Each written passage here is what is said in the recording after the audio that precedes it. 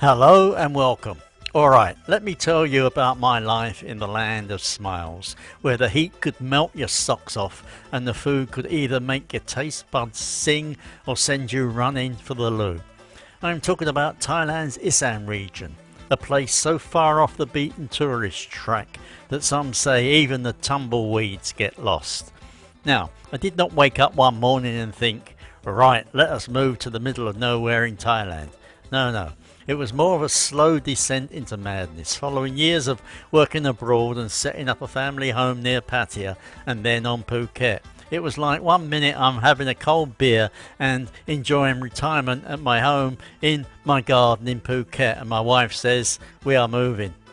The next minute I'm knee deep in rice paddies trying to explain to a farmer why I am not wearing socks with my sandals. Of course, the main reason being my wife wanted to go home, as the kids were all settled and we had talked about doing this a long time ago, even before we moved to Phuket. Let us start with the food, shall we?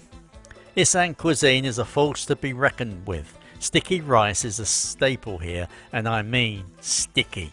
It is edible glue. You're supposed to roll it into little balls and dip it into spicy sauces. It sounds simple, right? Wrong.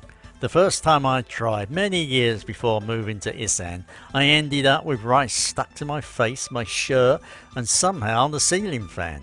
My wife, bless her, just laughed and said, "Welcome to Isaan food."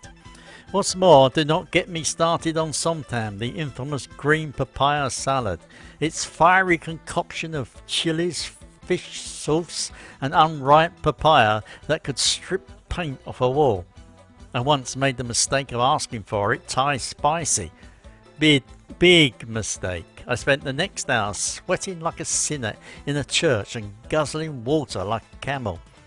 However, over the years, I have learnt to be careful. Now, let us talk about the weather, which is different to what you get in Pattaya or Phuket. Isaan is hot. Not, oh, it is a bit warm today hot.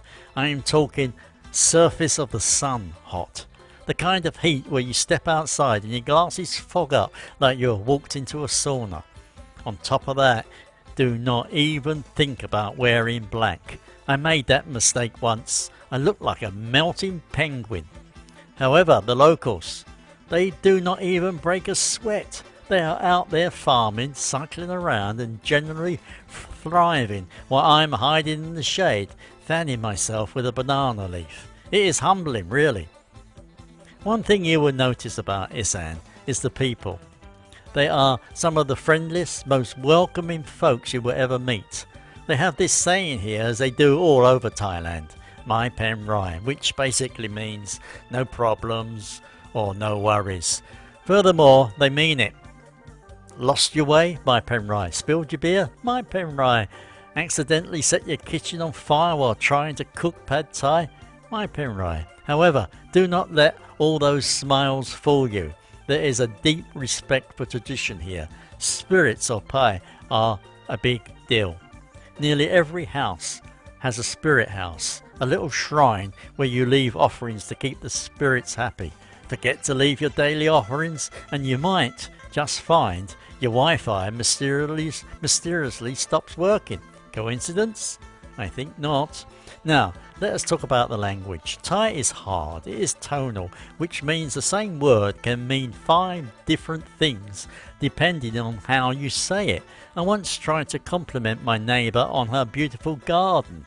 Instead, I accidentally told her she had a lovely nose hair.